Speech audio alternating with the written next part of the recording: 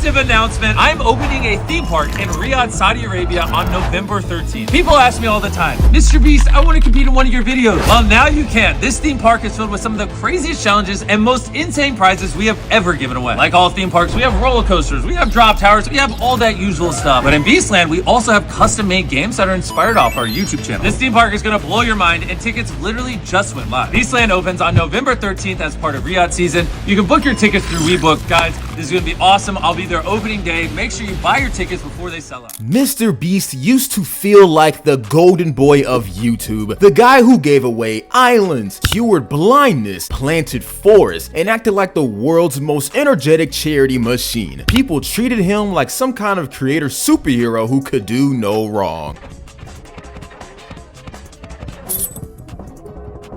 And for a long time, he stayed in that spot, smiling, waving, and tossing money around like a magician whose entire personality revolved around holding up stacks of cash. But then Beastland happened, and Mr. Beast finally stepped into a spotlight that didn't make him look generous or ambitious. It made him look out of touch, corporate, and honestly kind of ridiculous. Because nothing screams, I've completely lost my grip on my audience, like deciding your next big fan project needs to be built in one of the strictest, least transparent countries on the planet. Before we dive into this disaster, let me put you onto something real quick, because if you're watching my video right now, you're already avoiding your problems. So you might as well make money while you hide from them. Click the link in the description or just point your dusty camera at the giant QR code on the screen. Boom, you're on freecash.com. Signing up takes like 3 brain cells. Email, password, done. And once you're in, it's basically like a big buffet of games and offers just sitting there like, hey bro, want money for doing absolutely nothing productive? You pick a game, beat a couple levels, and your balance starts rising immediately. Some people are casually making 10, 20 bucks a day. That's just chill mode. If you actually try or throw a couple dollars into the boost, you unlock the bigger offers. That's when people start pulling in $100, $300,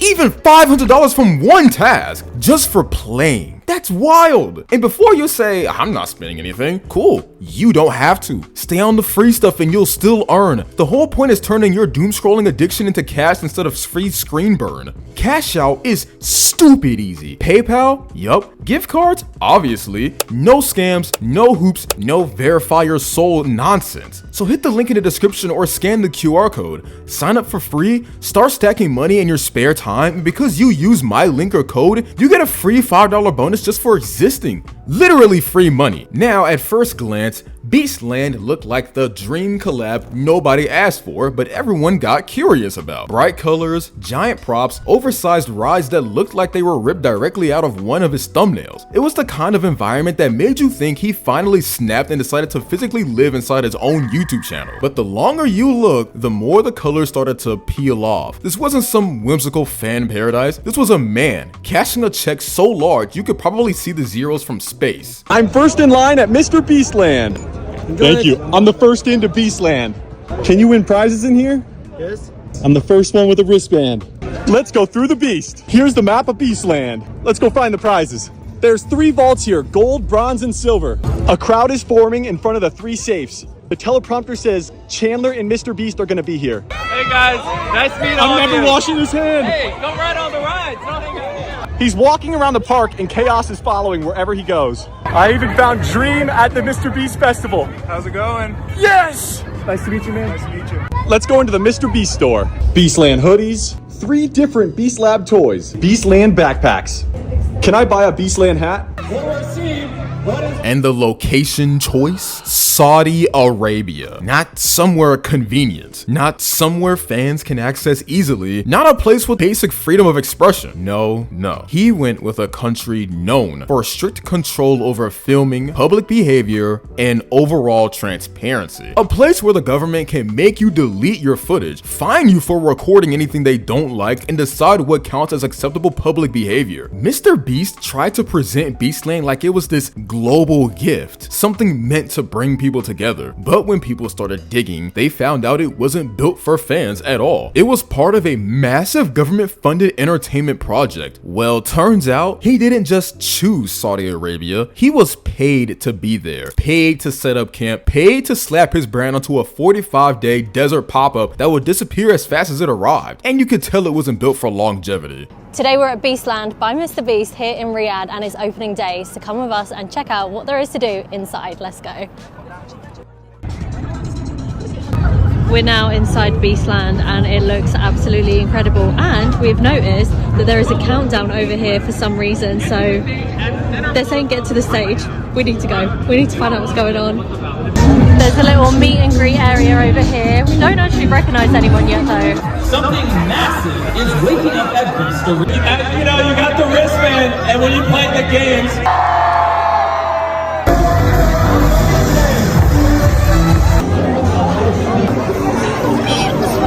the barriers are open and we're following everyone. I don't know where to, but someone.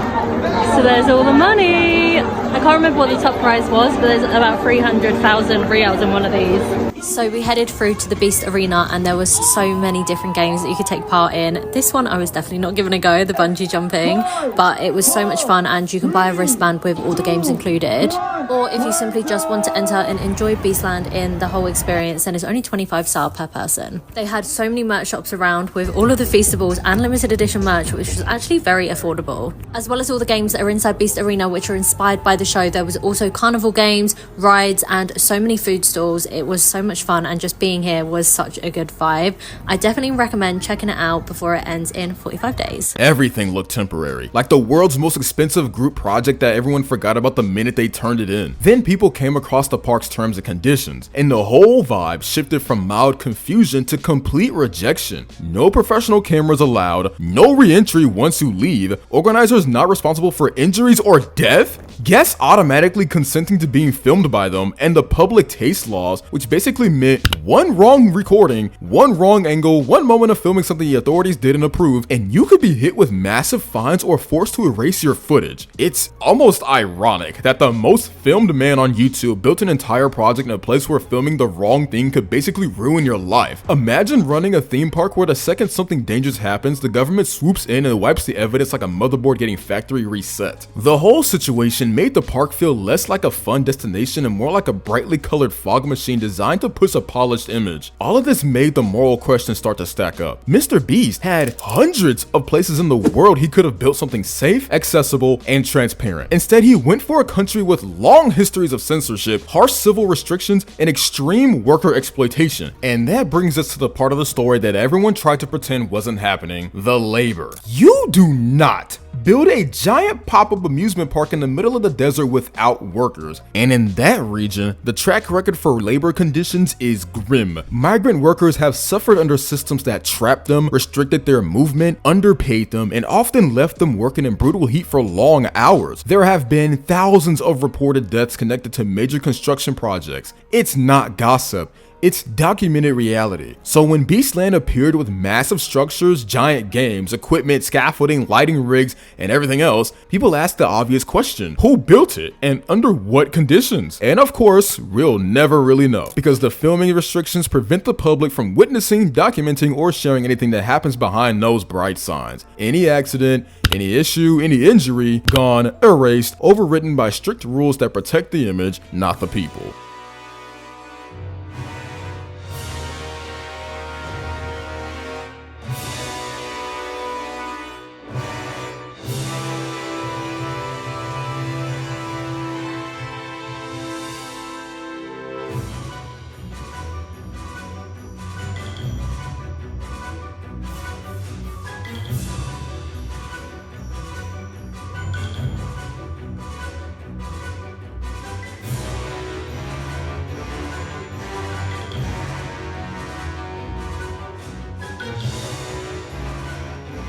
This is where MrBeast stopped looking like the good guy creator and started looking like just another brand rolling through a PR pipeline. He didn't build this park in a place known for safety. He built it where he was paid to build it. And while he stood grinning in promotional footage, workers behind the scenes may have been pushing through the same kind of harsh treatment that human rights groups have been warning about for years. It didn't help that other creators had already sensed the shift in his direction long before Beastland existed. Dan TDM had called him out for selling trash to kids. Jacksepticeye openly said he didn't like MrBeast because he was openly supporting an AI thumbnail generator. They all saw the same pattern. MrBeast wasn't just a creator anymore. He was a corporation pretending to be one guy. And Beastland is basically the ultimate symbol of that shift. This wasn't a passion project. This wasn't him doing something because he thought it was fun or because he wanted to create a space for fans. This was a corporate partnership dressed as a giant playground.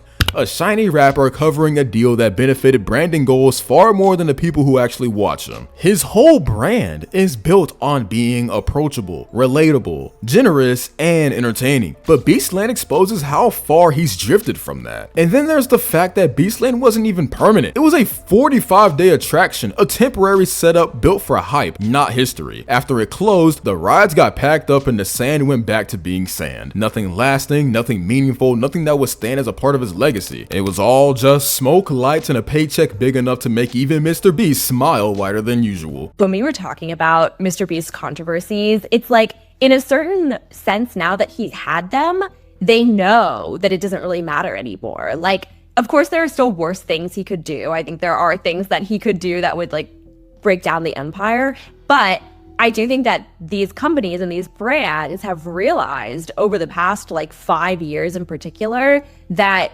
the longevity of the influencer does not depend on how bad the controversy gets. Like, I imagine that the lesson from Logan Paul, for example, was like, oh yeah, at a certain point after the Suicide Forest video, it seemed like Logan would never make money again. But the reality is that he makes exponentially more money now than he did before, during, or after that controversy. So it's like, in a weird way, I think that the brands almost push the creators more than the audience even pushes the creator. I think cancellation in general, when it comes to these style of influencers, is now a myth.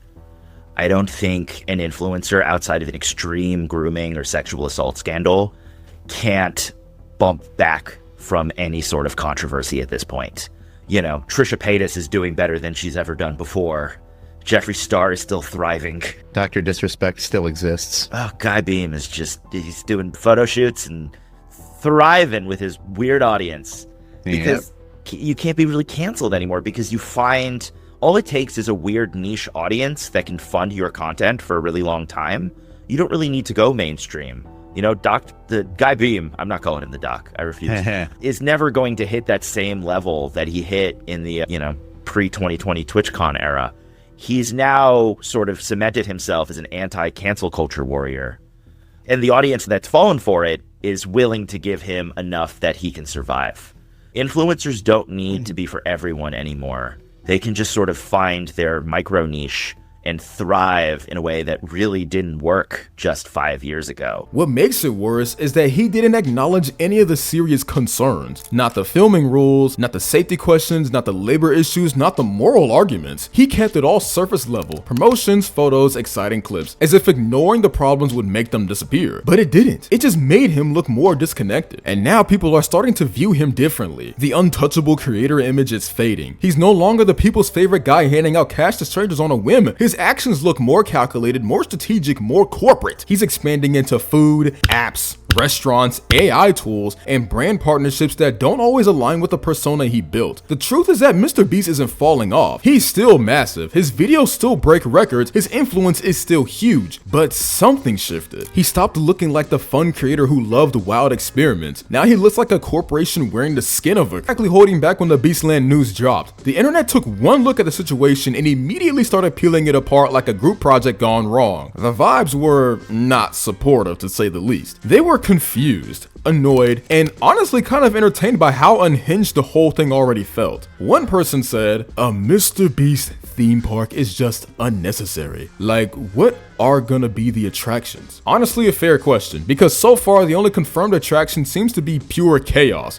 Nobody asked for Beastland. Literally no one woke up and thought, you know what the world needs? A MrBeast branded playground in the middle of the desert. Another person added, people are going to expect him to show up and give them millions of dollars. They're not wrong. Anyone buying a ticket is either delusional or incredibly optimistic. People already camp outside Apple stores. Imagine what they'll do if they think there's a 0.002% chance of leaving with a briefcase full of cash. Another comment said, bro wants to run real life Squid Game so bad. And at this point, yes, it feels like MrBeast has already been one half step away from legally reenacting dystopia for years. The theme park is just a physical version of his thumbnail brain. Someone else didn't hold back and wrote, the stories of abuse that come out of this will be horrible, but completely expected. That one stings because it's probably true. Between the labor concerns, the location, and the whole no filming rule, the potential for messed up situations is way too high. Everyone already sees the red flags waving in HD. Then someone came in with some very good points and said, not even touching on the ethical bullshit of this, it is incredibly stupid because he's competing directly with Six Flags Qiddiya, which is launching with some of the world's